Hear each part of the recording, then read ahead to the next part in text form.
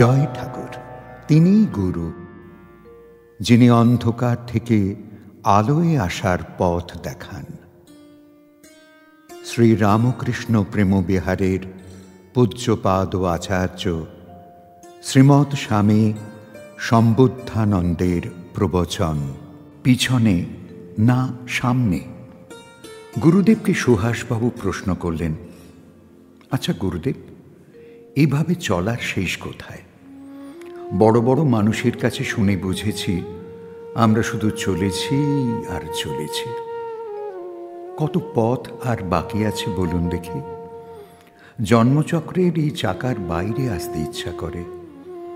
কখনো কখনো তো এমন ক্লান্ত লাগে, এমন একলা মনে হয় যেন জীবন মৃত বোধ করি। বয়স প্রায় ৬৭ মতো হলো। সবার সাথে মিলিয়ে মিলিয়ে চলছি, তারাও আমার সাথে মিলিয়ে মিলিয়ে চলছেন। আমোদ আহ্লাদের বয়সের একটু ঢালে এসেই বুঝতে পেরেছিলাম সবাই নিজেকে যথাসম্ভব ঢেকে চেপে সহ্য করে করে চলছে। এভাবে না তারা সুখী না আমি সুখী। এই থাকাটা কি থাকার মতো? সেই কবে যেন যাত্রা শুরু হয়েছিল, পিছনের দিকটা শুধুই দূরে ফেলে দৌড়ে দৌড়ে হাঁপিয়ে গেলাম। এক ফোঁটাও ভাবিনি পিছনটার জন্য, কিন্তু সামনে যত এগিয়ে এলাম ততই যেন কেমন গুটিয়ে যাচ্ছে মনটা।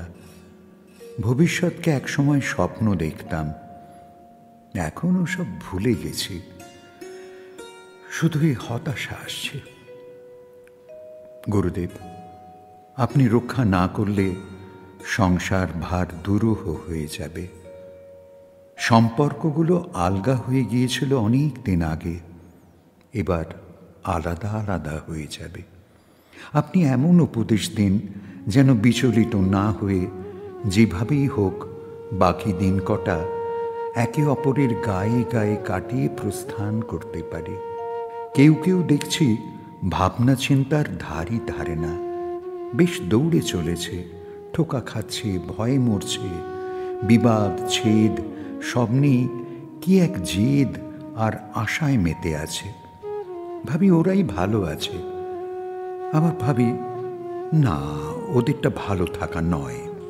কত আঘাত সইছে, উপেক্ষা করছে তাই, নইলে আঘাতটা তো আঘাতই। আপনি বাঁচান গুরুদেব।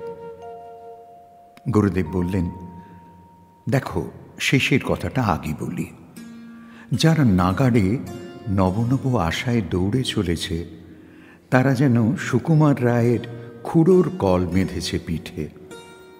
সামনে আহ্লাদের জিনিসটি ঝুলছে, ওই লোভে দৌড়েই চলেছে, এই পাবে করে। কোথায় ধাক্কা খেলো, কোথায় পড়ে গেল, কোথায় কে ত্যাগ করল বা কোথায় পরিত্যক্ত হলো তা দেখতেও যায় না। ওই যে নেশার দৌড়। আচ্ছা, মাতালকে দেখেছ? কতবার পড়ে, কতবার গালমন্দ শোনে, কত মানুষের প্রত্যাখ্যান সহ্য করে দেখেছ? ওই রকম আসলে তারা ভালো নেই, ওই এক ঘোরে রয়েছে আর কি। ব্যথা যন্ত্রণা ছড়াছড়ি ওদের। তোমাদের অবস্থাটা অন্য রকম। তোমরা পিছনের দিনগুলো থেকে সুখের দিনের স্মৃতিগুলো মনে রাখো, ওগুলো নিয়েই আদর যত্ন করো। কিন্তু পথটাই ভুল বাবা। পিছনের দিনগুলো থেকে শিক্ষার যা ছিল তাই সঞ্চয় করে সযত্নে রাখা উচিত। ওটাই ভবিষ্যতের পথ চলার শিক্ষা।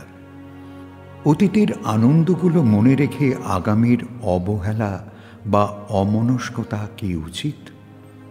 আগামীটা আমরা তো জানি না, তার প্রতি অবহেলা বা অসাবধানতা তো বোকামির লক্ষণ। ভবিষ্যৎকে যে যার মনের আশা দিয়ে সাজিয়ে স্বপ্নলোক সাজায়, আর ওতেই ঘায়েল হয়ে যায়। আমরা সাধারণ মানুষ, আমরা অতীত পার করে এসেছি আর ভবিষ্যৎকে চিনি না। আমাদের তাই একান্ত কর্তব্য আজ দিনটা সুন্দর করা আর গত দিনগুলির থেকে অভিজ্ঞতাগুলো সঞ্চয় করে নেওয়া। ওগুলোই প্রকৃত শিক্ষা। সুখের দিনে দেখবে তেমন বীরত্ব বা ক্ষমতা দেখানোর সুযোগ নেই, এতে শিক্ষার বিষয়ও নগণ্য। সুখ নিয়ে বিশেষ গোল করতে হয় না, কিন্তু দুঃখ, অশান্তি, অভাব, অসুবিধার দিনগুলির মধ্যে অনেক অভিজ্ঞতা, ওগুলো কি ভোলা উচিত? ভবিষ্যতে কিভাবে চলব, কতটা প্রশ্রয় লাভ হবে, কেমন করে চললে কেমন দিন আসবে, এসবই তো মূল্যবান শিক্ষা। এটাই তো ভবিষ্যতে সাহস, শক্তি, বিশ্বাস বৃদ্ধিকারী। যে দিক দিয়ে এলে ওই দিকটা তোমার চেনা, ওই রাস্তাটা তুমি পেরিয়ে গেছো। এখন ওটা নিয়ে আর মত্ত থাকার প্রয়োজন নেই, ওটা তো তুমি পেরিয়ে এসেছো। শিক্ষাটুকু কুড়িয়ে পিছনের দিকের ভাবনাটা ফেলে দাও। দুর্বল পিছনের আনন্দ ভেবে এগোয়।